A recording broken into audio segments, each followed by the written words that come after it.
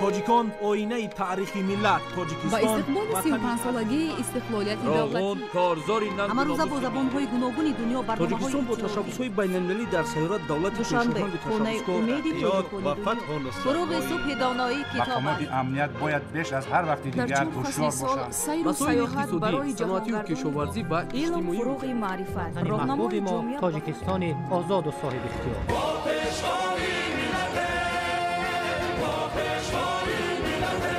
دوست باشید، اتفاق باشید، شکرانه همین دولت کنید، شکرانه همین سرزمین کنید، شکرانه کنید که چنین وطن عزیز و محبوب دارید.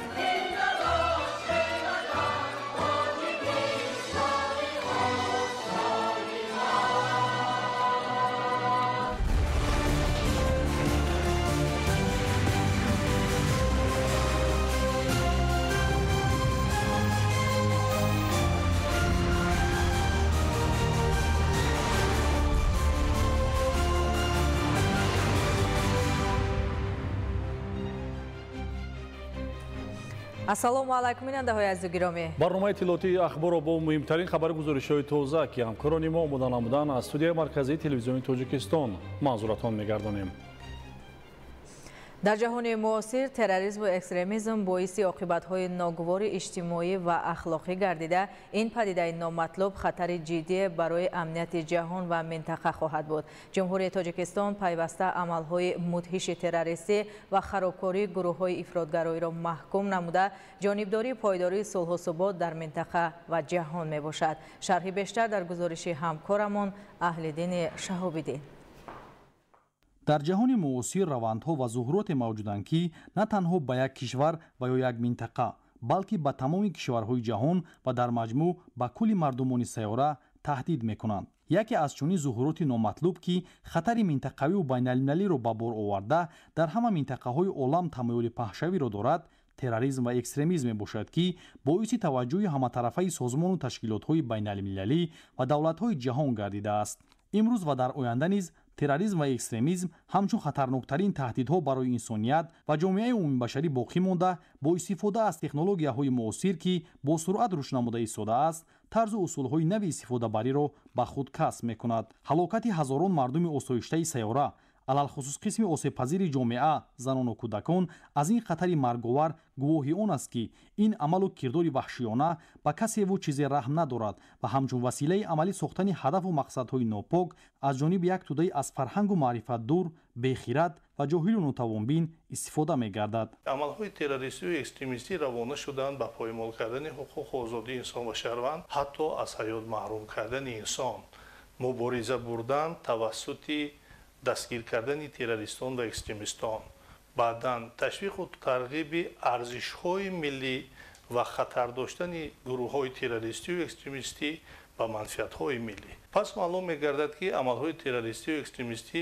аз нигоҳи қонунгузорӣ амалҳои ғайриқонунӣ ё ҷиноятӣ мебошанд, аз тарафи дигар онҳо поймолкунандаи ҳуқуқҳои инсон дар ҳама самтҳо мебошанд ва сеюм амалҳои террористию экстремистӣ дар байни ҷомеа низоъ, нофаҳмӣ, тарсу ҳаросро ба вуҷуд меоранд ва инсон наметавонад дар чунин ҷомеа озодона барои зиндагонӣ кардан амали судмандиро ба сомон расонад. пас маълум мешавад ки амалҳои террористии экстремистӣ амалҳое мебошанд ки аз ҷониби кулли ҷомеаи ҷаҳонӣ ҳамчун амали ғайриқонунию манъшуда эътироф шудааст ва кулли чораҳо аз ҷумла чораҳои сиёсӣ, иқтисодӣ, иҷтимоӣ, фарҳангӣ ба он равона шуданд ки ин амалҳо аз ҷомеа бартараф шаванд ва террористону экстремистон дастгир карда шаванд.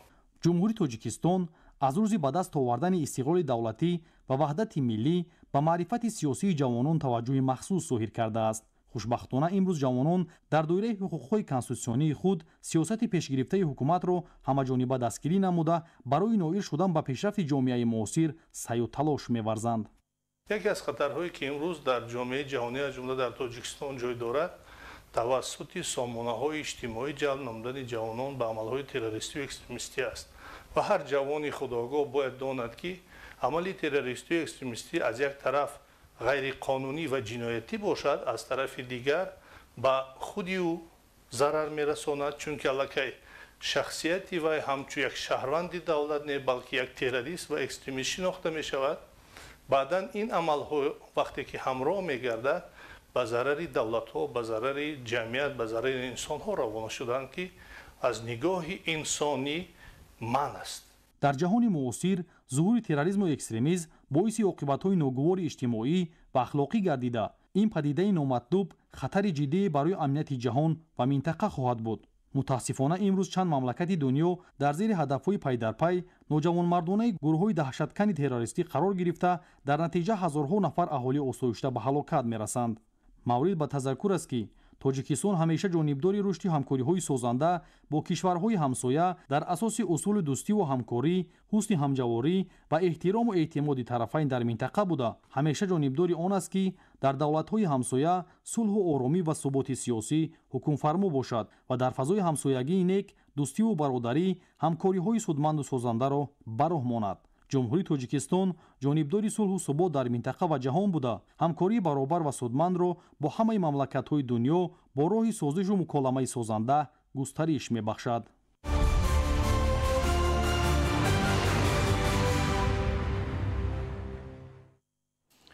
хоҷагии деҳқонии ганҷи ноҳияи рӯшон имсол дар масоҳати 50 садяк замин ба таври таҷрибавӣ пиёзи сурх ва лаблабӯи қандро киш карданд то ҳосили дилхоҳро ба даст оранд. ҳоло нашвунамо хуб аст ва парвариш дар асоси қоидаҳои агротехникӣ ба роҳ монда шудааст. шаҳри бештар дар гузориши моҳираи тоҳира.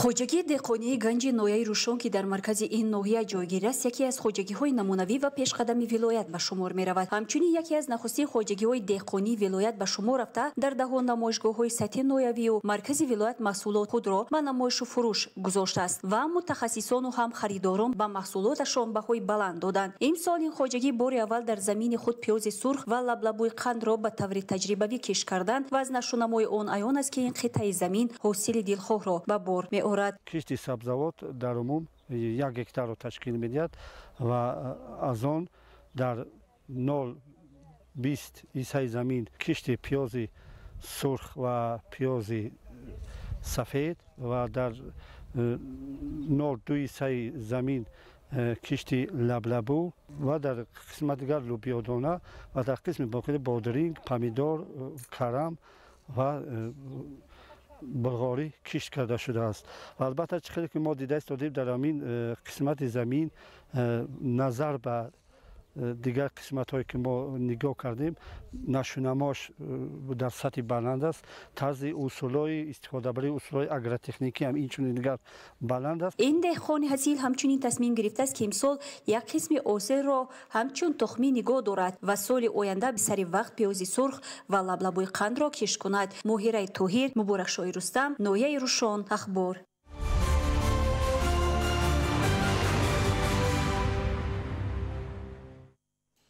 саҳми хоҷагиҳои боғдории ноҳияи рашт дар истеҳсоли меваҳои хушсифат хеле ҳам назаррас мебошад. соли гузашта боғдорон зиёда аз 37 000 тонна мева истеҳсол карданд. гузориши Дигули Маҳмуд. дар ноҳияи рашт зиёда аз 3000 хоҷагиҳои деҳқонӣ фаъолият дошта, самдорон ҳамасола аз заминҳои дар ихтиёрашон буда ҳосили фаровони маҳсулот истеҳсол мекунанд. самти фаъолияти хоҷагиҳои деҳқонӣ асосан боғдорӣ, ниҳолпарварӣ, картошкакорӣ ва дигар намуди зироатҳои кишоварзиро дар бар мегирад.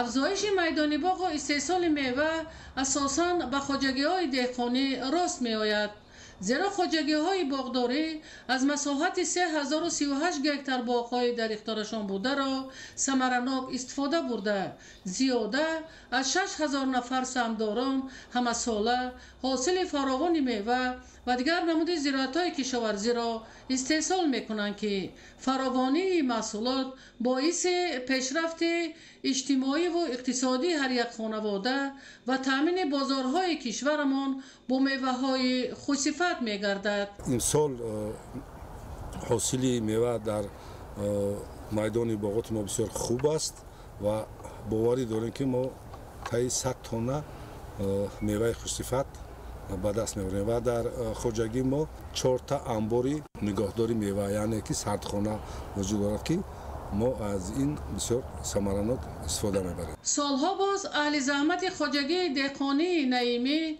از میدان باغ و زمین‌های در اختیارشان بوده حاصل فراوان میوه و دیگر نمود زراعت‌های کشاورزی را استحصال میکنند. در باغ خواجگی ده‌ها نمود درختان میوه دهنده از قبیل سیبوناک، مرود، بادام، زردآلو، شفتالو موجود بوده. با مساعد آمدن باد و هوا اهل زحمت خواجگی حاصل فراوان استحصال خواهند کرد. در ناحیه رشت میدان باغ‌ها در همه شکل‌های خواجگی داری زیاده از 4649 گکتار را تشکیل نموده.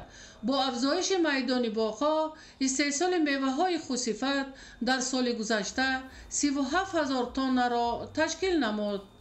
از جمله در روند برنامه رشد ساحه باغداری خواجگیداران دوام 3 سال گذشته بیش از 400 گکتار باغ‌های زمانوی بنیاد کردند. شرایط محل برای رشد ساحه باغداری امکانیت‌های زیادی دارد. این است که اهل زحمت خواجگی جد و جهد دارند تا دوره به دوره میدان باغ‌های زمانوی را از حساب زمین‌های بیکار خوابیده زیاد کرده در تامین بازارهای کشورمان با میوه‌های خوش‌صفت سهم ارزنده گذارند. ایدگل محمود، دادرجان میرزازاده برای برنامه اخبار از ناحیه رشت.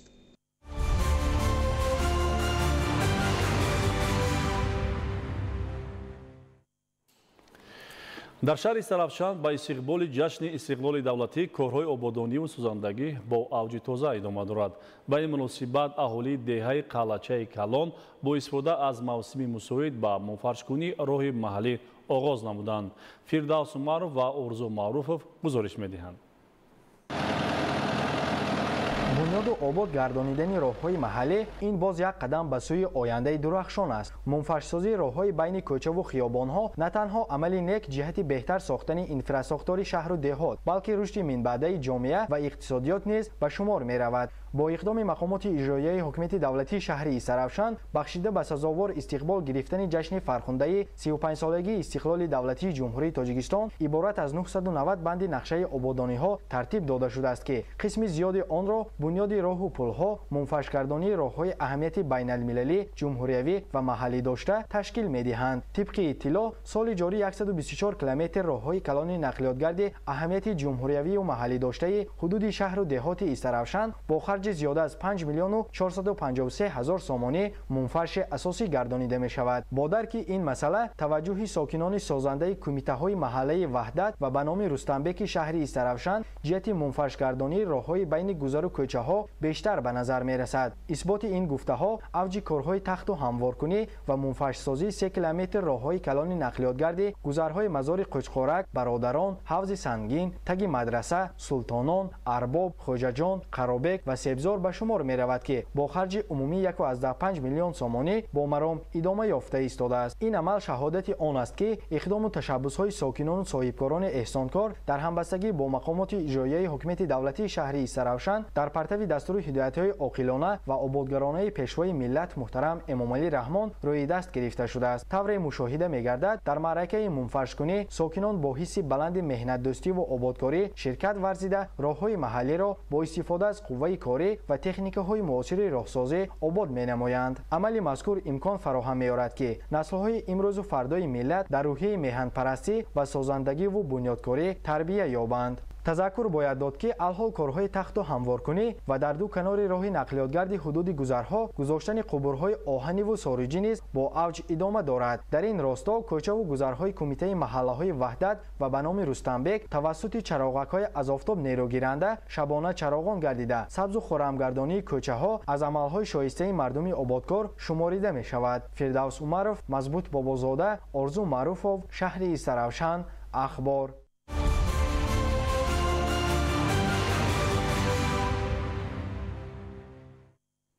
ба беморхонаи марказии шаҳри Ҳисор таҷҳизоти замонавии тиббӣ дастрас карда шуд. ин иқдом дар самти беҳтарсозии сифати хизматрасониҳои тиббӣ муҳим арзёбӣ мегардад. таҷҳизоти воридшуда имконият фароҳам меорад ки ташхису муолиҷа ба сатҳи баландтари касбӣ ва дақиқӣ анҷом дода шавад.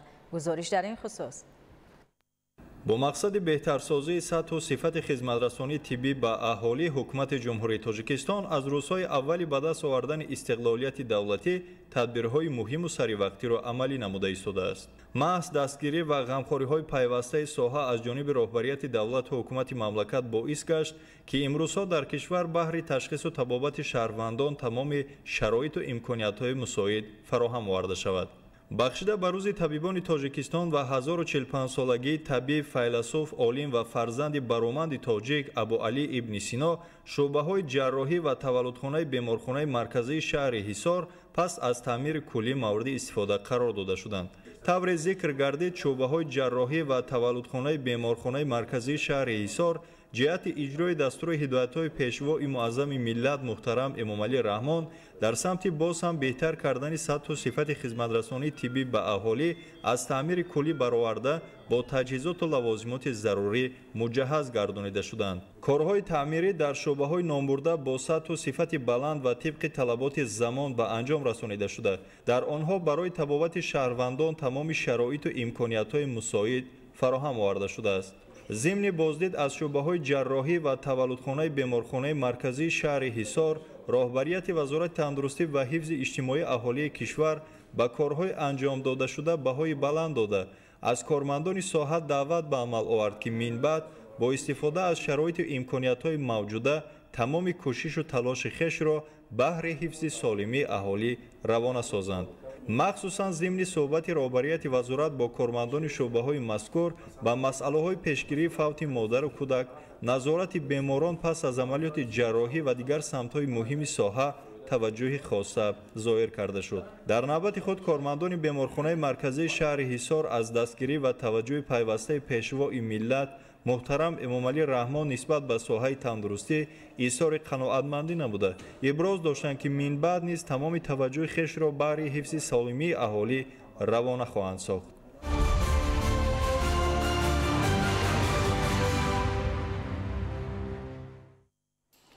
با نزدیک شدن آغاز سال نوی تحصیل در تمام شهر و ناحیه‌های مملکت آمادگی‌ها ادامه دارد.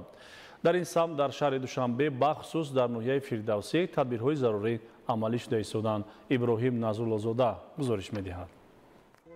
با نزدیک شدن آغاز سال نوی تحصیل 2025-2026 در ناحیه فردوسی شهر دوشنبه کارهای آمادگی به مرحله نهایی رسیدند. مسئولان ساحه معارف تمام قوا و امکانیت‌ها را به کار بردند تا محیط آموزشی برای خوانندگان آماده و موافق باشد.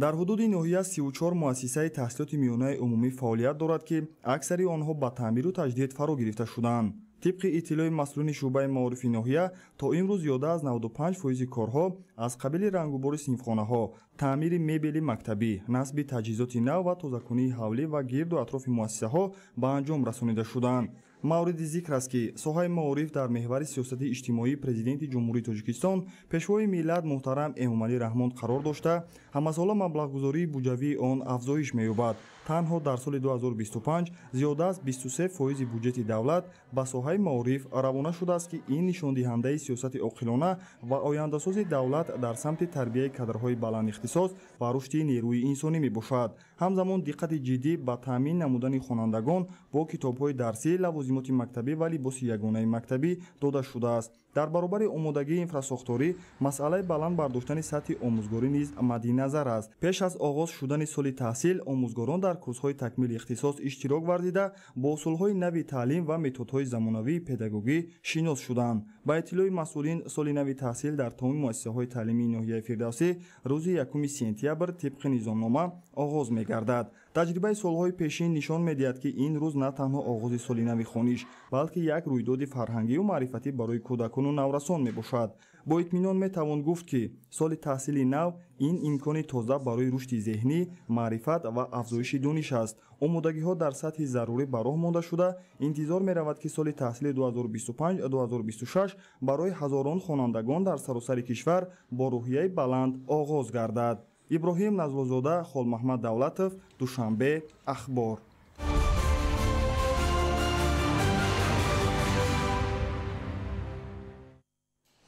در مؤسسه‌های تعلیمی ناحیه شمس‌الدین شاهین ولایت ختلان روند آمادگی‌ها با سال نو تحصیل در سطح ضروری جریان دارد. بنیاد صنفخانه‌های نو ایلاوگی و فراهم ساختن شرایط مساعد در مؤسسه‌های تعلیمی نشان از توجه بیشتر و رشد به تدریج ساحه معارف در ناحیه میباشد. گزارش عالم ناصرزاده. بیش از 90% اجرا شدن تعمیر جاری مؤسسه‌های تعلیمی در ناحیه شمس‌الدین شاهین از آمادگی‌های سطحی بلند به سال نو تحصیل گواهی می‌دهد. از جانب مقامات اجرایی حکومت دولتی ناحیه نیز به این سمت توجه بیشتر ظاهر گردیده در اساس نقشه چاره‌بینی‌های مشخص چاره‌های عملی تطبیق می‌گردند. در ناحیه برای دسترسی به مسائل ساختمانی اجرای سریع‌وقتی تعمیر جاری مؤسسه‌های ساحه معارف و عملی نمودن تدبیرهای ضروری جهت آمادگی به سال نو خوانش همساله در نتیجه مبلغ‌گذاری از حساب بودجه محلی تامین کرده می شود. طبق معلومات در سال روان برای تعمیر جاری مؤسسه‌های تعلیمی ناحیه از حساب بودجه محلی روانه گردیدن 632,000 سومانی نقشه بندی شده تا این دوره 627,000 سومانی پرداخت شده است و روزهای نزدیک اجرای نقشه و تعمیر مؤسسه‌ها پورا به انجام رسانیده می شود. در ناحیه شمس‌الدین شاهین 44 مؤسسه تحصیلات میانه عمومی، 3 مؤسسه تحصیلات عمومی اساسی و 1 مؤسسه تحصیلات ابتدایی، یک مرکز دریافت رشد استعدادها، مرکز تحصیلات ایلاوگی و مرکز تکنولوژی اطلاعاتی، یک اینترنت کودکان یتیم و بی‌پرستار جمهوری و یک کودکستان عمل میکند. این حال آمادگی مؤسسه‌های تعلیمی با سال نو تحصیل در سطح ضروری برآمده شده است. تمام اون مبلغ‌هایی که برای همون تعمیر از نوسازی پیش بینی شده بود در حساب حکومت محل دسترس مسئولین گشتند. حالا در ناحیه شمس‌الدین شاهین 53 مؤسسه تعلیمی موجود است که از جانب مسئولان در همه مؤسسه‌ها تدبیرهای آمادگی با وسعت ادامه داشته در مرحله انجامیابی قرار دارد. از انشاءات بنیادشونده جشنی به استقبال 35 سالگی استقلال دولتی در ناحیه 17 انشاءات در ساحه معارف نقشه‌گذاری شده است که دستاورد زمان صاحب استقلالی و نتیجه غمخواری‌های حکومت کشور به ساحه علم و معارف است. با بنیاد بیناهای نو تعلیمی و صنفخانه‌های ایلاوگی تا رفت شرایط تحصیل در مرکز و جماعت‌های دهات دوردست ناحیه بهتر کرده می شود. تعمیر در مؤسسه تعلیمی رقم 1 ناحیه شمس‌الدین شاهین از ماه ایول سر شد. تا حاضر ما علاقه داخل بنا را به اتمام رساندیم. کارهای تعمیری در بیرون بنا کم بیش ماندگی ما کوشش میکنیم که در روزهای نزدیک به اتمام رسانیم. عین حال مؤسسه تعلیمی برای قبول خوانندگان و آموزگاران تیار است. در سمت تامین پورای مؤسسه‌ها با کتاب‌های درسی که یکی از عامل اساسی بهترنمایی صفت تعلیم و تقویت سطح معرفت‌نوکی محصلین به حساب می‌رود، دوره به دوره تدبیرهای ضروری عملی می‌گردند. در اساس نتیجه‌های سال تحصیلی گذشته طبق معلومات احتیاجات عمومی مؤسسه‌های تعلیمی ناحیه 35000 نسخه کتاب‌های درسی میباشد. با نظر داشت تامین احتیاجات خوانندگان به کتاب‌های درسی، این نوبت در زمینه درخواست 15376 نسخه کتاب‌های درسی و بدیهی به کتابخانه شعبه معارف ناحیه دسترس شده. تا حال 11735 نسخه آن به مؤسسه‌های تعلیمی تقسیمات گردیده. این روند تا آغاز سال تحصیل به اتمام رسانیده می شود. این زمان دایر به استقبال شایسته روز دانش و درس صلح در ناحیه آمادگی‌ها وسعت یافته در این سمت هدف‌های مقصدناک عملی گردیده ایستادند. عالم ناصرزاده، خورشید نادرخان، ناحیه شمس‌الدین شاهین، اخبار.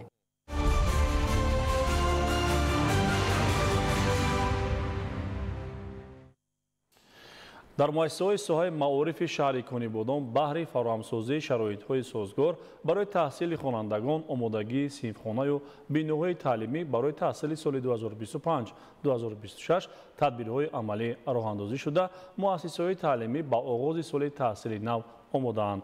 گزارش صابر ایوبی و صاحبان قربان. در شهر کنیبادام به خاطر در سطح بلند پیشواز گرفتن روز دانش و جلب نورسان به مؤسسه‌های تعلیمی کارهای نظررس به سامان می‌رسند. مورد به ذکر است که در شهر کنیبادام در مجموع 56 عدد مؤسسه‌های تحصیلات میانه عمومی فعالیت می‌برند. امروز اکثرا مؤسسه‌های تعلیمی با کادرها با آموزگاران صاحب تخصص تامین کرده شدند. در این سمت میتوان گفت که معماها و مشکلات جای ندارد. در مؤسسه تحصیلات میانی عمومی رقم 3 به نام حبیبه کریمова اظهار داشتند که مکتب و 43 نفر آموزگاران برای با تعلیم و تدریس فرا گرفتن بیش از 670 نفر خوانندگان کاملا آماده اند. واقعا هم در کانی بادام برای آماده سازی مؤسسه های معارف به سال خوانش نو سهم سرپرستان و کمیته پدر و مادران خوانندگان بسا کلان است. درستی این گفته ها در مؤسسه تحصیلات میانی عمومی رقم 24 نیز تصدیق خود را یافت. در این بارگاه معرفت صاحبکاران محلی و کمیته پدر و مادران جهت تعمیر بنای تعلیمی سهم می‌گذارند. مؤسسه دارای 11 کابینت های تعلیمی فنی بوده. آنها نیز از تعمیر خوش‌صفت برآورده شدند و دارای تجهیزات های زمانوی آزمایشی میباشند. مؤسسه برای سال خوانشی 2025-2026 آماده بوده. جامعه آموزگاران با استفاده از شرایط‌های مساعد کوشش به خرج می‌دهند که در بلند برداشتن سطح و صفت تعلیم و تربیت معرفتی کنانی جامعه سعی و کوشش نمایند. بنای مؤسسه تحصیلات میانی عمومی رقم 9 یک آشیانه بوده سالهای 50 عصر گذشته ساخته شده است، ولی جامعه مهنتی مؤسسه کوشش میکنند که این درگاه علم و معرفت را در حالت خوب نگاه دارند. مؤسسه نامبرده عبارت از 27 صنفخانه و 3 کابینت های فنی، تالار ورزشی و آشخانه عبارت و از تعمیر جاری برآورده شده به سال نو تحصیل پورا تیار می باشد. باید تذکر داد که در روند آمادگی به سال نو خوانش در سمت تأمین طالب علمان مؤسسه های تعلیمی با لباس با صفت و نسبتاً ارزان یگانه مکتبی نیز تدبیرهای مشخص راه اندازی می شوند. بین کارخانه ها و کارگاه های دوزندگی و مؤسسه های تعلیمی برای آماده نمودن لباس های مکتبی شرطنامه های طرفین به امضا رسانیده شده است. از جمله کارخانه دوزندگی ملیکه که مخصوص به دوخت لباس مکتبی مشغول است با 11 مؤسسه تعلیمی شرطنامه داشته تا این دم 12000 عدد لباس دوخته است که نرخ دسترس دارند. صابر ایوبی، صاحبان قربان، شهر کانیبادام، اخبار.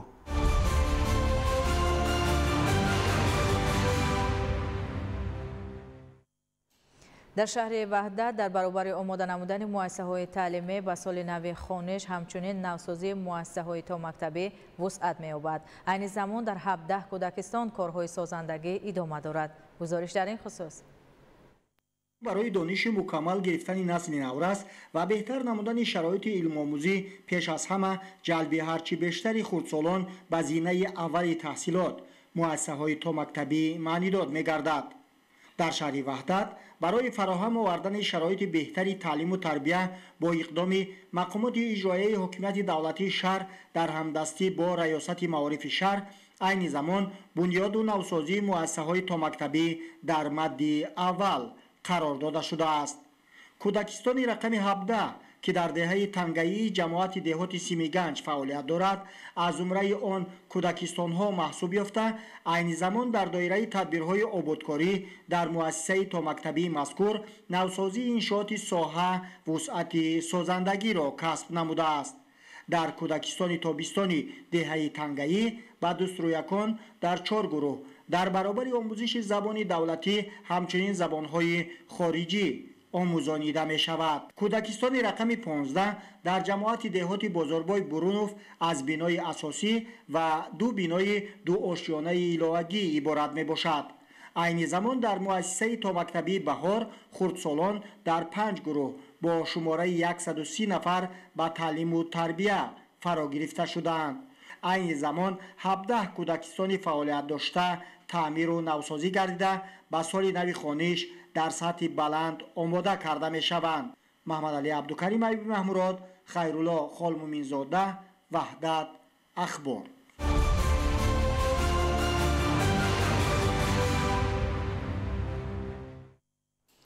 нашъавандӣ ва қучоқи он ҳамчун зуҳуроти номатлуби аср ҷаҳониёнро ба ташвиш оварда мубориза алайҳи он дар мадди аввали фаъолияти давлатҳо ва созмонҳои бонуфуз қарор дорад.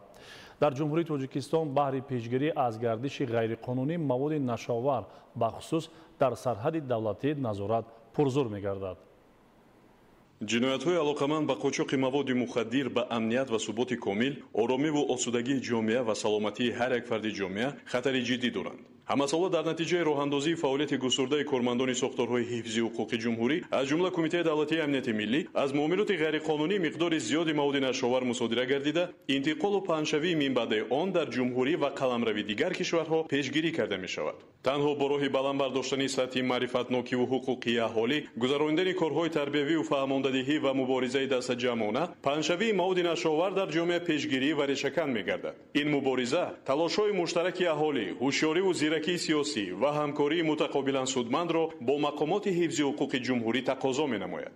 дар идомаи чорабиниҳои оперативии ҷустуҷӯӣ, кормандони шуъбаи кумитаи давлатии амнияти миллии ҷумҳурии Тоҷикистон дар шаҳри Турсунзода ҳолати дигари қочоқ ва муомилоти ғайриқонунии маводи нашовар ошкор ва пешгирӣ гардид. зимни чорабинӣ аъзои гурӯҳи Нашаҷалоб, Шаҳрванд Ташаев Шерзод Шарофиддинович, санаи таваллудаш 1996, зода ва сокини деҳаи Саричашмаи ҷамоати деҳоти 10-солагии истиқлолияти шаҳри Турсунзода бо гумони даст доштан дар муомилоти ғайриқонунии маводи мухаддир боздошт гардид.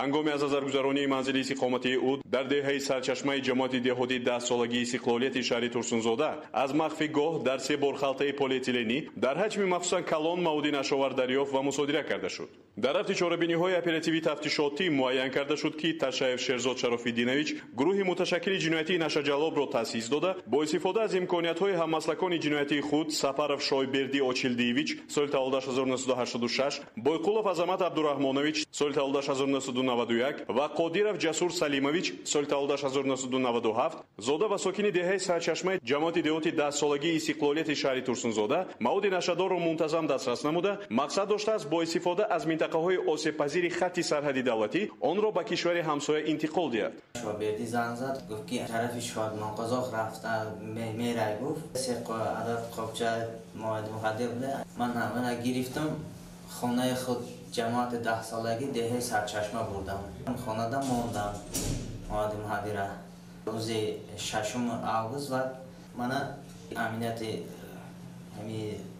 шаҳри Турсунзода дастгир карданд. бо пурсидан ки маводи мухаддир дар куҷо аст, гуфтам ки дар хонаи худам истодааст. ҷойша гуфтам, баъд рафтан гирифтем. ташхиси ихтисосии шуъбаи экспертизаи судии агентии назорати маводи нашовари назди президенти ҷумҳурии Тоҷикистон муайян намуд, ки маводи мухаддири мусодирашуда навъҳои ҳашиш ва афюн буда. вазни холисаш 45 килограммро ташкил медиҳад. оид ба ҳолати мазкур аз ҷониби раисати тафтишоти кумитаи давлатии амнияти миллии ҷумҳурии Тоҷикистон бо дастрасии моддаҳои 200 қисми 4 банди д ва 289 қисми 3 кодекси ҷиноятии ҷумҳурии Тоҷикистон парвандаи ҷиноятӣ оғоз гардида, тафтишоти пешакӣ идома дорад. қайд кардан ба маврид аст, ки моҳи июни соли ҷорӣ 3 нафар аъзои ин гурӯҳи трансмиллии Нашаҷалоб, Эшмуродов Шоймардон Нарқузиевич, Бойқулов Одилҷон Абдураҳмонович ва Худойбердиев Ҷуманазар Маҳмад Раҳимович бо 70 килограмм маводи мухаддир боздошт гардида буданд, ки тафтишоти пешакӣ нисбат ба онҳо идома дорад. имрӯз масъалаи мубориза бо маводи мухаддир бояд ҳамчун мубориза барои наҷоти фарҳангу ҳувият, асолати миллӣ ва ояндаи ҳар миллат дониста шуда. ҳеҷ фарди солимақлу бо фарҳанг аз иштироку саҳмгузорӣ дар пешгирии қочоқ, муомилот ва паҳнсозии маводи нашадор худро набояд дар канор гирад. кӯмаки беғаразонаи хешро ба мақомоти ҳифзи ҳуқуқ ҷиҳати аз байн бурдани омилони ҷиноят ва дар маҷмӯъ решакан кардани ҷинояткорӣ дариғ надорад.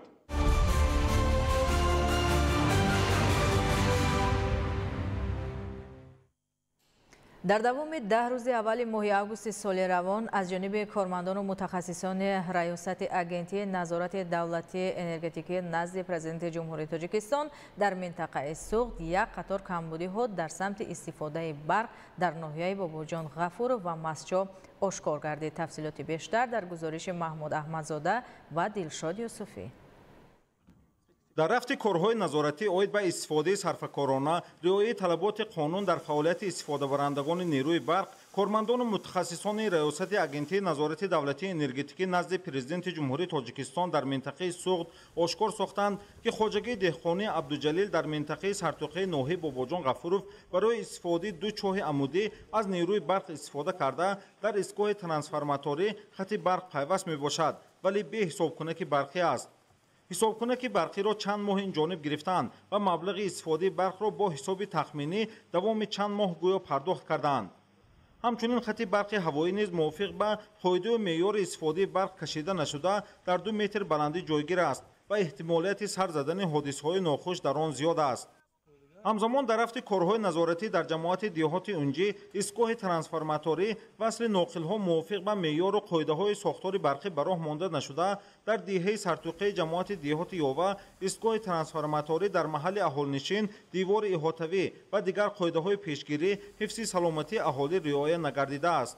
риёсати агентии назорати давлатии энергетикӣ назди президенти ҷумҳурии Тоҷикистон дар минтақаи суғ дар рафти гузарондани санҷишҳои назоратӣ дар ноҳияи Бобоҷон Ғафуров муайян намуд, ки хоҷагии деҳқони Абуҷалил тамғаи ҳисобкунаки барқиашро худсарона канда барқро истифода бурдааст, ки нисбати ин хоҷагии деҳқонӣ чораи маъмурӣ андешида шуд. Инчунин дар истгоҳи трансформатории рақами 75351 ки дар тобиати шабакаҳои барқи ноҳияи Бобоҷон Ғафуров мебошад ва беморхонаи рақами 4 ноҳияи Бобоҷон Ғафуров бо барқ таъмин менамояд, муайян карда шуд, ки васфу насби ноқилҳо бархилофи талаботи қоидаҳои сохтори дастгоҳи барқӣ мебошад ва ҷудокунаки РЛНД дар ҳолати корношоямӣ қарор дорад. оид ба ин ҳолат нисбати сардори минтақаи 2 шабакаҳои барқи ноҳияи Бобоҷон Ғафуров чораи маъмурӣ андешида шуд. дар ноҳияи Масҷоҳ низ чунин камбудиҳо дар истифодаи барқ, бехатарии ҳолати корӣ ва масъалаҳои худсарона пайваст намудани барқ пардохт наштудани маблағи он ошкор гардид. муайян гардид, ки нуқтаи фурӯши сӯзишвории Шаҳром дар ноҳияи Масҷоҳ шартномаи истифодаи қувваи барқ барои соли 2025 надошта, давоми моҳи октябри соли 2024 то моҳи июл маблағи истифодаи барқ, ки 12100 сомониро ташкил медиҳад, пардохт накардааст. ҳамчунин дар ҳамин мавзеъ истгоҳи трансформаторӣ би дивори иҳотавӣ ва пайвасти дурусти ноқилҳои барқӣ ба хоҷагии деҳқонии Шӯҳрат барои истифодаи чоҳи амудии хати барқ кашида шудааст. муайян гардид, ки ҳисобкунаки барқӣ тамғагузорӣ нашуда, маблағи истифодаи барқ низ муддати зиёд аст, ки пардохт намешавад. камбудӣ дар хоҷагии деҳқонии Шӯҳрат муайян карда шуд. дар ҳақиқат барои чораҷӯӣ кардан мо зерисгоҳи трансформатории хоҷагии мазкурро аз хати барқи 6 киловолт ЛКР 6 аз зерисгоҳи барқи Обшорон ҷудо намудем. дар зерисгоҳи барқи 110 6 киловолтии шабакаҳои интиқоли барқи Гулистон, ки ҷамоати диҳоти Ҳайдарусмон ва дигар диҳаҳои атрофро бо барқ таъмин менамояд, навбатдори зерисгоҳи барқ дар вақти корӣ иншоотро беназорат гузоштааст, ки дар сурати ҳодисаи нохуш эҳтимолияти расидани зарари зиёдро дар пай дорад. рафти санҷиш дар чанд зерисгоҳи барқи Румон ва зерисгоҳи Янтоқ 4 35-6 киловолти ноҳияи Масҷоҳ мансуби шабакаҳои тақсимоти барқи минтақаи Гулистон муайян гардид, ки пайвасти хатҳои барқ ғайриқаноатбахш мебошад. дар бисёр аз зерисгоҳи барқи навбатдор ва кормандони техникӣ, ки ба таъмир ва корҳои техникӣ вобастаанд, шаҳоданомаи хизматӣ, либоси махсуси корӣ надоранд ва бе либоси муҳофизатӣ машғули кор мебошанд, ки ин ҳолат ҳифзи саломатии кормандонро зери суол мебарад.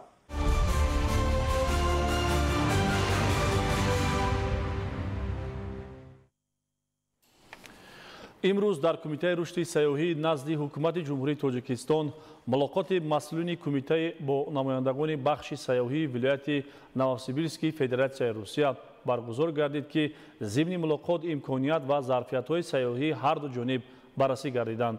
ҷаҳонгир Сафарализода гузориш медиҳад.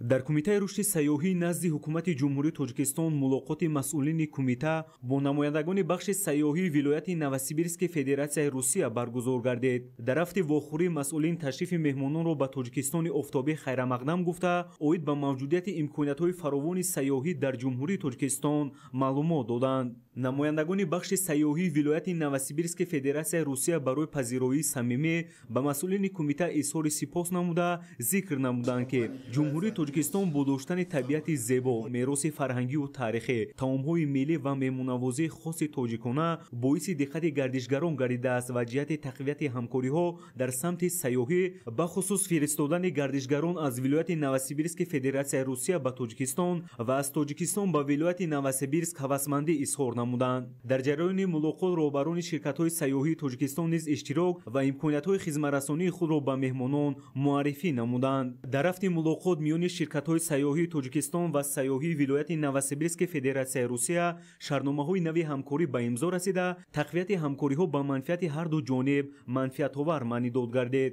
дар фарҷоми вохӯрӣ меҳмонон аз ҳайати сайёҳии Тоҷикистон даъват намуданд, ки дар ояндаи наздик ба вилояти Новосибирск барои тақвияти бештари ҳамкориҳо сафар кунанд.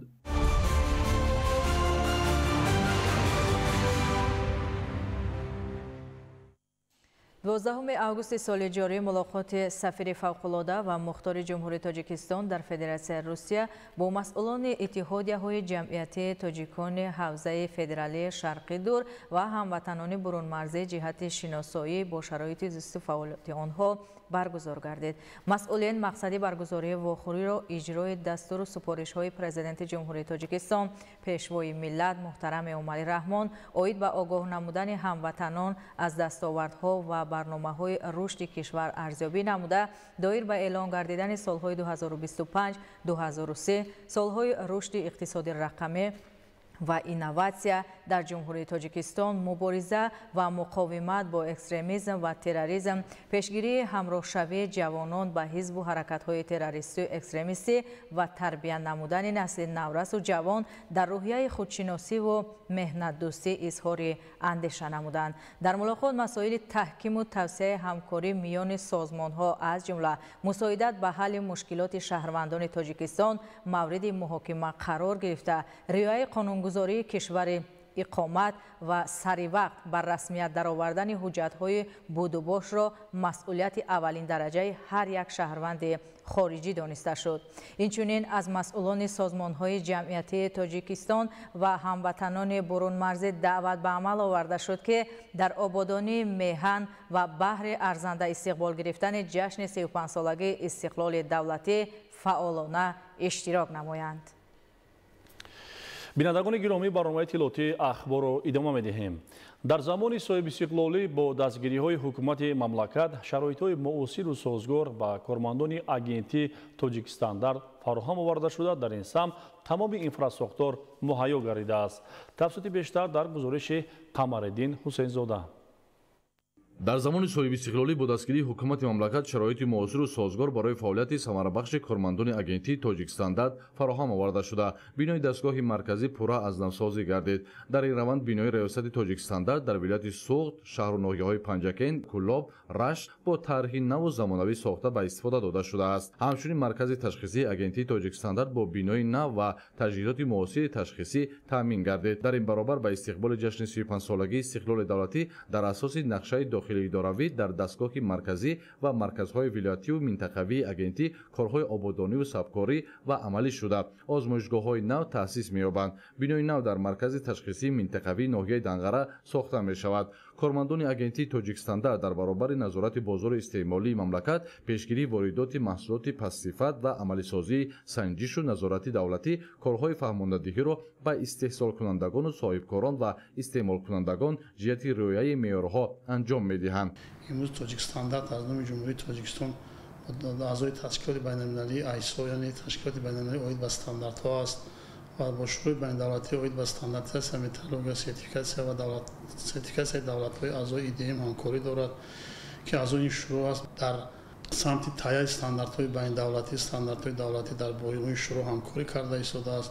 имрӯз соҳаи стандартонӣ яке аз соҳаҳои пешрафта ба шумор рафта бевосита барои рақобатпазир кардани маҳсулоти ватанӣ ва таъмини сифат ва бехатарии маҳсулоти ватанӣ ва ба таъмини амнияти бозуқаворӣ ба ҳимояи бозори истеъмолӣ аз воридшавӣ бо маҳсулоти бесифат ва хатарнок, яъне сам гузошта истодааст. ин тадбирҳо дар заминаи вохӯрию семинарҳо, паҳнкунии варақаҳои тарғиботӣ ва овезаҳо дар бозору марказҳои савдо амалӣ карда мешаванд. дар ин давра тибқи дархост даҳҳо тонна маҳсулоти хӯрокворӣ ки моҳлати истеъмолашон гузаштааст ба анбори нигаҳбории агентӣ супорида шуд. танҳо дар 3 моҳи соли 2025 дар натиҷаи корҳои фаҳмондадиҳӣ зиёда аз 100 000 килограмм маҳсулоти хӯрокворӣ моҳлати истеъмолашон гузашта аз ҷониби соҳибкорон барои нобудсозӣ пешниҳод гардид. дар даврони соҳибистиқлолӣ дар қатори дигар вазорату идораҳои корхонаҳои ташкилотҳои мамлакат агентии тоҷикстандард низ ба дастовардҳои назаррасе ноил гардидааст. дар доираи корҳои ободонӣ бинои дастгоҳи марказии агентӣ пурра аз навсозӣ карда шуд. дар самти тоза нигоҳ доштани бозори истеъмолии мамлакат ва пешгирии воридоти маҳсулоти пастсифату ба талабот ҷавобгӯ набуда корҳои фаҳмондадиҳӣ, инчунин корҳои тавзеҳотӣ бо истеҳсолкунандагони молу маҳсулот, фурӯшандагон ва истеъмолкунандагон ҷиҳати риояи меъёрҳо амалӣ шуда истодааст.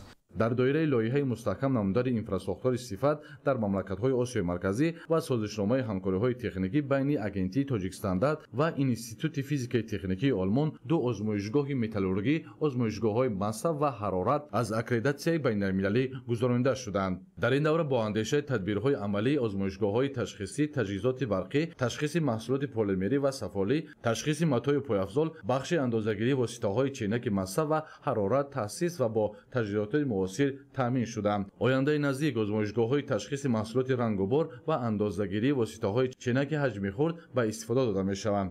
дар даврони соҳибистиқлолӣ раёсати таъминоти метрологии воситаҳои ченак бо пажӯҳишгоҳҳои метрологии ҷумҳурии Ӯзбекистон, ҷумҳурии мардумии Чин, Федератсияи Россия, Институти физика-техникии Олмон ҳамкориҳо розиш намуда, дар натиҷаи ҳамкориҳо тибқи талаботи байналмилалӣ озмоишгоҳҳои андозагирии воситаҳои ченак таъсис дода шуданд ва ду озмоишгоҳи раёсати таъминоти метрологии агентии Тоҷикстандард дар самти масса ва ҳарорат аз ҷониби агентии аккредитатсияи давлати Туркия, яъне Туркак, дар сатҳи байналмилалӣ аз аккредитатсия гузаронида шуданд, ки сертификатҳои озмоишгоҳҳои мазкур бо логотипҳои Айлак Эмирай дар сатҳи байналмилалӣ аллакай эътироф мешаванд. барои ташхиси дурусти молу маҳсулот ва истифодаи технологияи муосири озмоишӣ мутахассисони касбӣ омода мешаванд. дар раванди саноаткунонӣ бо сурати мамлакат ҷиҳати муаррифии таблиғи хизматрасонӣ, маҳсулоти истеҳсоли ватанӣ ва содироти маҳсулоти рақобатпазир ҳар ду сол як маротиб озмуни маҳсулот ва хизматрасонии беҳтарин дар ҷумҳурии Тоҷикистон гузаронида мешавад. роҳандозии чунин озмунҳо ва ҳавасмандгардониву дастгирии соҳибкорон заминаи мусоидро барои иштироки онҳо дар озмунҳои байналмилалӣ фароҳам овард. ҳамин аст ки корхонаҳои истеҳсоли Тоҷикистон барои дастовардҳо дар таъмини сифати маҳсулот ва хизматрасонӣ ҷоизаи иттиҳоди давлатҳои мустақилро соҳиб мешавад.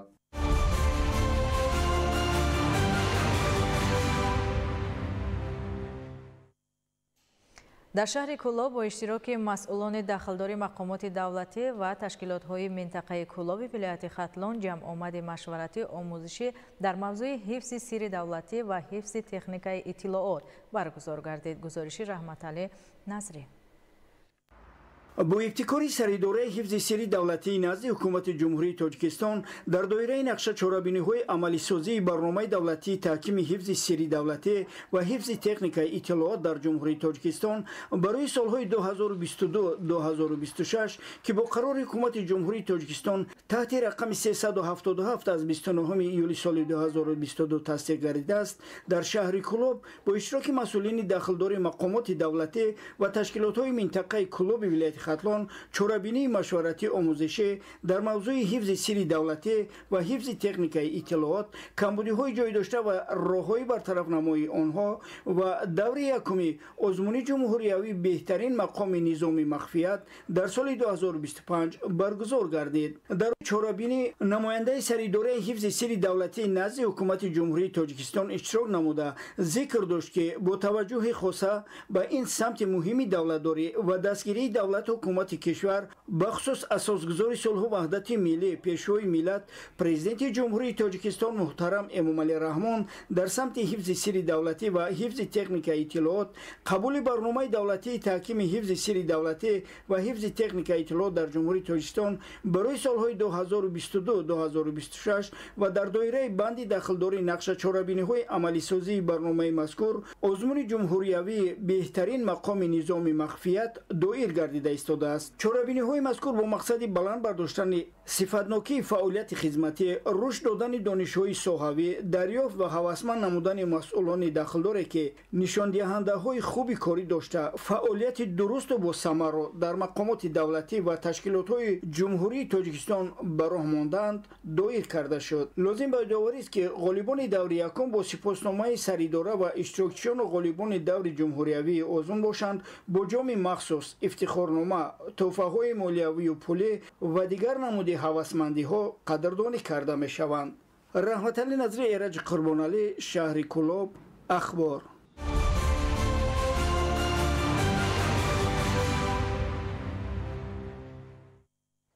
در مرکز ولایت مختار کوهستانی بدخشان شهر خوروق دور ولایتی آزمون جمهوری فروغ صبح دانایی کتاب است با اشتراک 401 نفر دایر گردید. ساکنان سین سال گوناگون در آزمون جمهوری فروغ صبح دانایی کتاب است از روی 4 نامیناسیا ادبیات کودکان و نورسان، ادیبان معاصر، ادبیات کلاسیک تاجیک و ادبیات جهان اشتراک نمودند. گزارش ماهیره طاهر در این خصوص.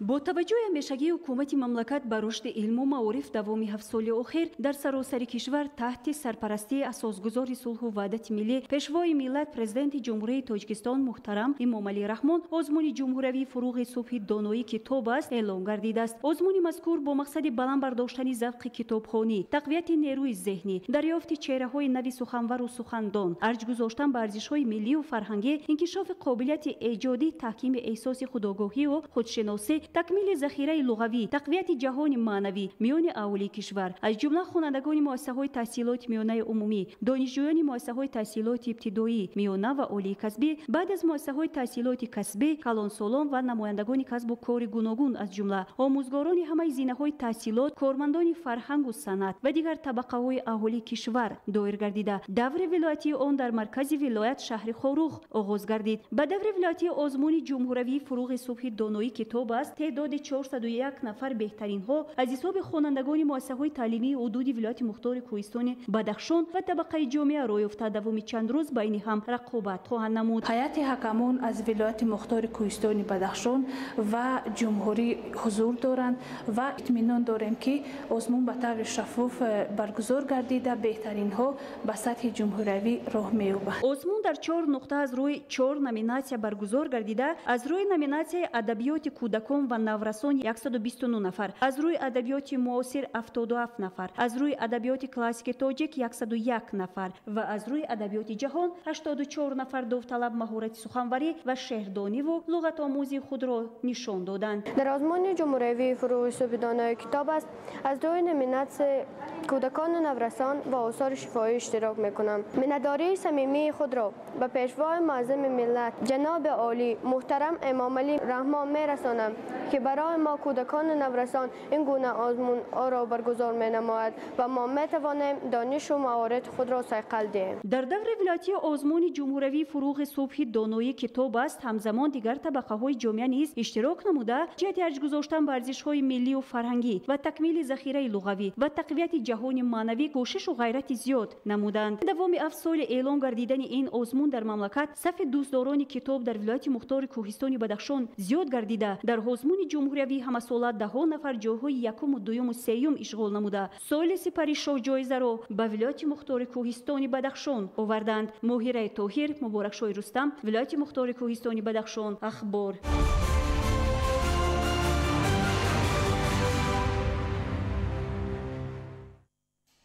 در ناحیه رودکی دور ناحیوی آزمون جمهوری بهترین همسر و فرزند باقی پدر و مادر جنببست گردید. گزارش در این خصوص. در ناحیه رودکی شهر دوشنبه دور ناحیوی آزمون جمهوری بهترین همسر و فرزند باقی پدر و مادر جنببست گردید. آزمون با مقصد تقویت بخشیدن مقام و نقش عائله در جامعه، بلند برداشتن مسئولیت عائله در تحکیم فرهنگ عائله‌داری، بالا بردن معرفت حقوقی شهروندان و روزگارداری عائله‌ها، کاهش دادن شماره بیکارشوی عقد نکاح، بلند برداشتن مسئولیت پدر و مادر در تعلیم و تربیت فرزندان و آماده نمودن جوانان به حیات مستقلانه برگزار گردید. محض در عائله زندگی انسان آغاز می‌یابد و محبت، احترام، خرسندی و مهربانی را می‌آموزد. در عائله همچنین معاشرت کردن و با جهان بیرونی شناس شدن به همگان یاد داده می‌شود و شناخت عنعنه‌ها و از نسل به نسل میراث گذاشتن آنها نیز از عائله منشأ می‌گیرد. از این رو عائله در فرهنگ مردم کهن‌بنیاد تاجیک همچون نهاد مقدس اعتراف شده است. مقصد برگزاری این آزمون‌ها در آن است که کم کردن بیکارشوی عقد نکاح و مسئولیت بلند داشتن عائله‌ها و تربیت فرزند در جامعه می باشد. баргузории чунин барномаҳои фарҳангӣ, иттилоотӣ, тарғиботӣ ва ташвиқотӣ ва иқдому озмунҳои маърифатӣ ба ҳифзи ҳуқуқи манфиатҳои аъзои оила, баланд бардоштани маърифати оиладорӣ, таҳкими муносибатҳои оилавӣ, фаъолгардонии нақши занону духтарон дар таълиму тарбияи фарзанд, омода намудани ҷавонон ба ҳаёти оилавӣ, фароҳам овардани имконияти равонию ҳуқуқӣ барои баланд бардоштани маърифати сиёсиву ҳуқуқии ҷавонон, дастгирии оилаҳои ҷавон, арҷ гузоштан ба расму оинҳои миллии оиладорӣ, пешгирии пошхӯрии оилаҳо ва дигар омилҳои номатлуби ба муносибатҳои хонаводагӣ таъсиррасон мусоидат менамояд. Дар фарҷом ғолибони озмуни мазкур бо тӯҳфа ва сипосномаи мақомоти иҷроияи ҳокимияти давлатии ноҳияи Рӯдакӣ қадрдонӣ гардиданд.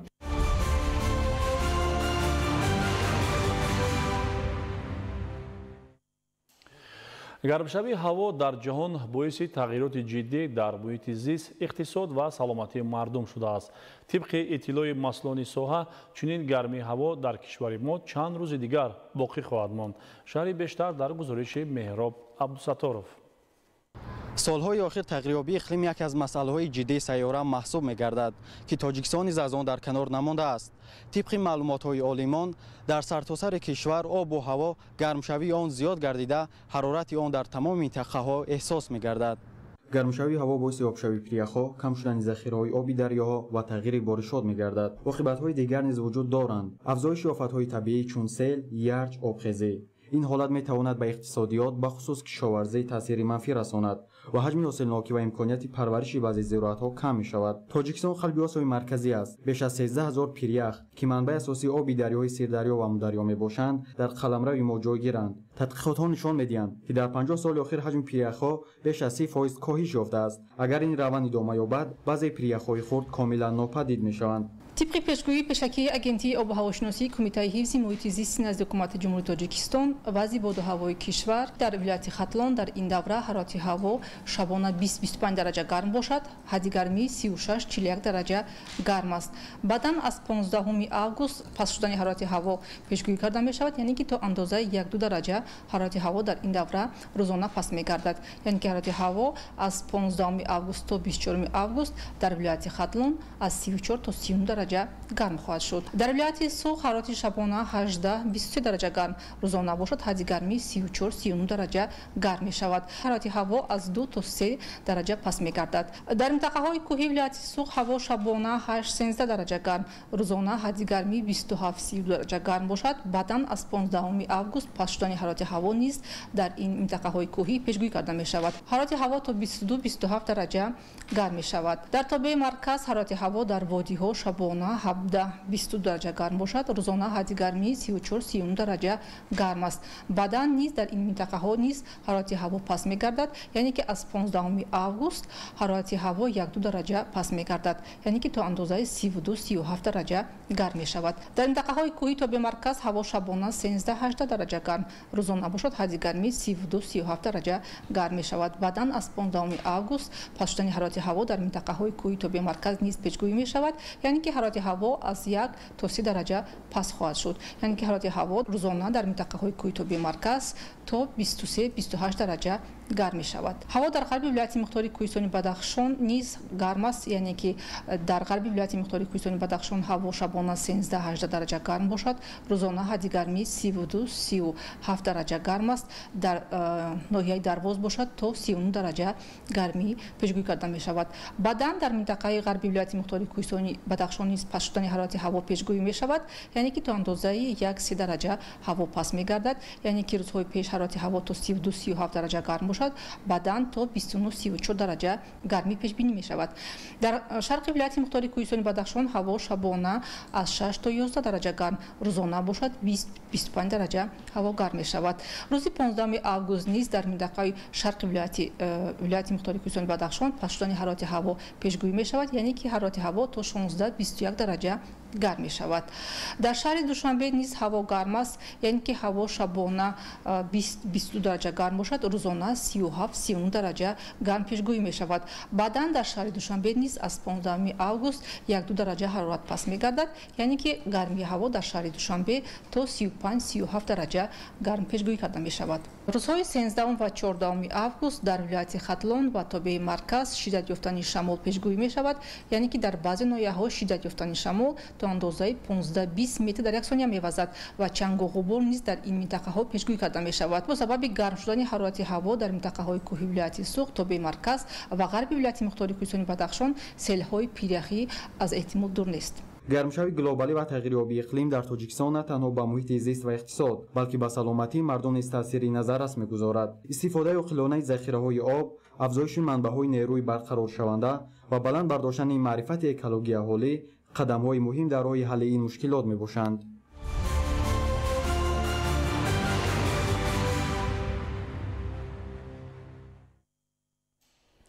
дар ҷумҳурӣ наздик ба 4 миллион гектар чарогоҳ мавҷуд мебошад ки масоҳати бештари онро чарогоҳҳои тобистона ташкил медиҳад. Он сарчашмаи вазнафзункунии чорво мебошад. ҳоло чорвор дар чарогоҳҳои тобистона нигоҳдорӣ мешаванд ва аз чорводорон тақозои захираи хӯрокҳои дурушти серғизоро дар чарогоҳҳои зимистона тақозо дорад. таваҷҷӯҳ намоед. طبق معلومات دسترس گردیده امسال 3.5 میلیون سر چروای میده، 120,000 سر چروای کلان و نزدیک به 10,000 سر اسب به چراگاه‌های تابستانه رانده شدند. از نزدیک به 4 میلیون گکتار چراگاهی در جمهوری موجود بوده، مساحت بیشتری آن را چراگاه‌های تابستانه تشکیل می‌دهد. اساسی گرفتن وزن، علف‌های سرغذا و آبی سرد و مصفا است. وزن براهای نوزادی حصاری با 45-50 کیلوگرم، ماهینپش با 30-35، توجیکی و جایداری با 40-45، قراقلی با 20-25 و بزغالاهای سرپشم توجیکی با 18-20 کیلوگرمی در چراگاه‌های تابستانه میرسند. این است برتری چراگاه‌های تابستانه. چروا در چراگاه‌های تابستانه قرار دارد. چروداران جمهوری را ضرور میباشد که یکچند آمودگی ها رو تو برگرداندن چرو به چراگاه‌های زمستانه عملی نمایند. رعایت نمودن قاعده‌های سانیتاری و وترنری در کشر و جای‌های نگهداری چروا و با این داخل میشود توزیع کردن گرد و اطراف از هر گونه پرتوها و دزینفکسیون نمودن آغلخانه‌ها میباشند. بنابر پست گردیدن حرارت هوا در چراگاه‌های بلندکوه همساله برخی از چرواداران چراگاه‌های تابستانه را بروقت‌تر ترک می‌نمایند. اولیمان میگویند بر محل راندن چروا باعث تنزل یابی چراگاه‌های زمستانه گردیده صرفه بر زیادی خوراک ذخیره گردیده را به میان می‌آورد. از این رو در وقت معین گردیده و از روی قاعده راندن چروا یکی از مسائل مهم به شمار می‌رود و رعایت حتمی آن از چرواداران مسئولیت بلند را طلب می‌نماید. آمادگی در چراگاه‌های زمستانه باشد پهلوی مهم در این سمت میباشد. اگر به حالت 1 ایولی سال 2024 سرشماری گوسفند و بز در همه شکل‌های خواجگی‌داری جمهوری 7,89,668 سر را تشکیل داده باشد، این رقم به همین دوره سال 2025 به 7,476,952 سر برابر گردیده است که 387,292 سر زیاد می باشد.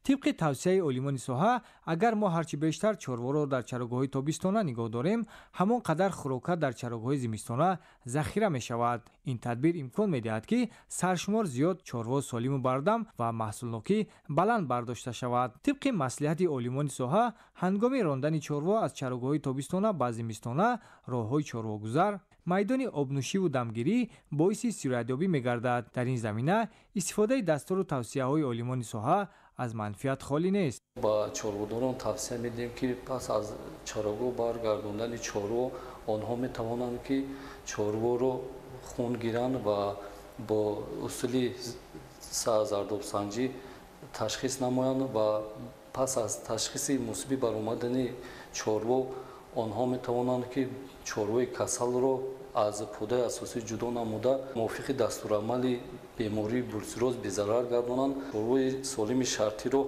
پس از تشخیص سیرولوژی با واکسینه ضد بیماری بروسلوز ریو 1 گذرانند. تحلیل ها نشان می دهند که امسال بنابر کمبارشی در چراگاه‌های زمستانه علف‌های طبیعی و گلوگیاهی که چروا از آنها همچون غذا استفاده می‌برند به طور ضروری نرویدند. در چنین حالت چرواداران را ضرور است که از تجربه کار گرفته از چراگاه‌های تابستانه ثمرناک استفاده نمایند و برای زمستان گذرانی چروا هرچی بیشتر تدبیر اندیشی نمایند.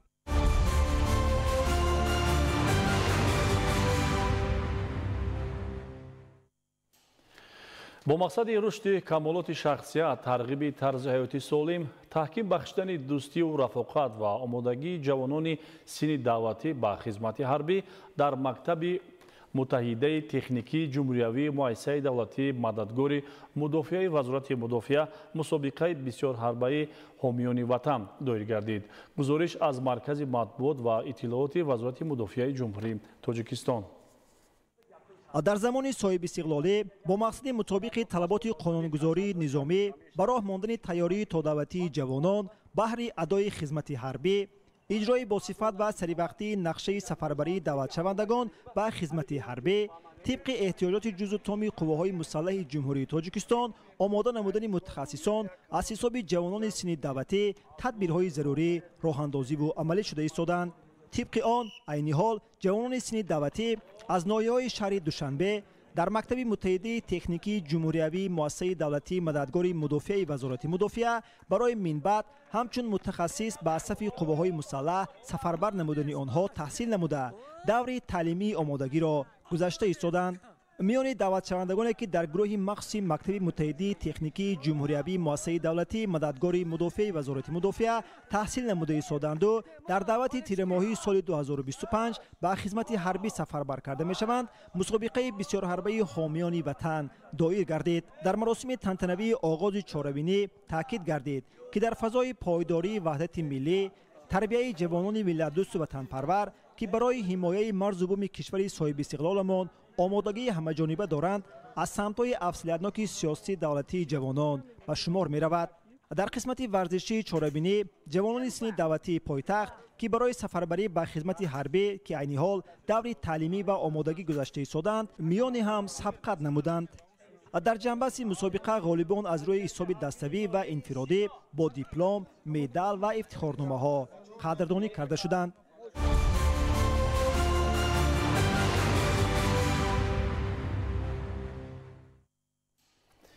بینندگان گرامی، آن همه خبر گزارش‌هایی که طول این شب به دست ما رسید منظور شما نمودیم. خیر، سلامت باشه.